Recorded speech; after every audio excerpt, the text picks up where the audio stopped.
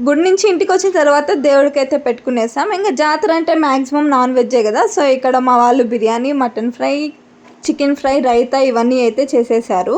మాకైతే full rest అనమాట. వంటలంతా అమ్మ వాళ్ళే చూసుకున్నారు. అమ్మ, పిన్ని వీళ్ళందరే వంటలు చూసుకున్నారు. మేమైతే ఒక్క పని కూడా చేయలేదు. అంటే వంటల ప్రాసెస్లో మేమైతే ఏం హెల్ప్ చేయలేదు వాళ్ళకి. వాళ్ళే మంచిగా చేసుకునేసారు అక్క చెల్లెళ్ళు. మంచిగా వంటలన్నీ చేసి మమ్మల్ని అయితే పిలిచారు, తింటూ రండి అనేసి. ఇంకా అందరం కలిసి తినేసాం. ఫుల్గా తిని మా కుషన్ బాబుతో కాసేపు అలా అలా ఆడుకొని మంచి న్యాప్ వేసాం. మధ్యాహ్నం మార్నింగ్ 3:30, 4 అంతా లేసాం కదా. మధ్యాహ్నం మంచిగా నిద్రపోయాం. మంచిగా నిద్రపోతే నైట్ షాపింగ్కి వెళ్ళొచ్చు, మళ్ళీ దర్శనానికి వెళ్ళొచ్చు అనేసి. అందరికేమో మంచిగా నిద్ర వస్తుంది. మా కుషన్ బాబుకి అయితే మంచి హైపర్ యాక్టివ్తో ఉన్నాడు. ఇంకా అందరం కలిసి నైట్ షాపింగ్కి కూడా వచ్చేసాం. మేమైతే మంచిగా బేరం ఆడతాం. మీరు బేరం ఆడతారా లేదా? ఏదైనా షాపింగ్కి వచ్చినప్పుడు నాకు కింద కమెంట్ సెక్షన్లో కమెంట్ చేయడం మర్చిపోకండి. నాకు చిన్న వస్తువైనా పెద్ద వస్తువైనా బేరం ఆడి తీసుకుంటేనే అబ్బా సాటిస్ఫాక్షన్.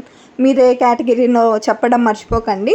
ఇంకా అలా అలా బేరం ఆడేసి షాపింగ్ అంతా కంప్లీట్ చేసేసాం. మా షాపింగ్ అంతా కంప్లీట్ చేసి ఇంటికి వచ్చేలోపు నైట్ 2 అలా అయింది.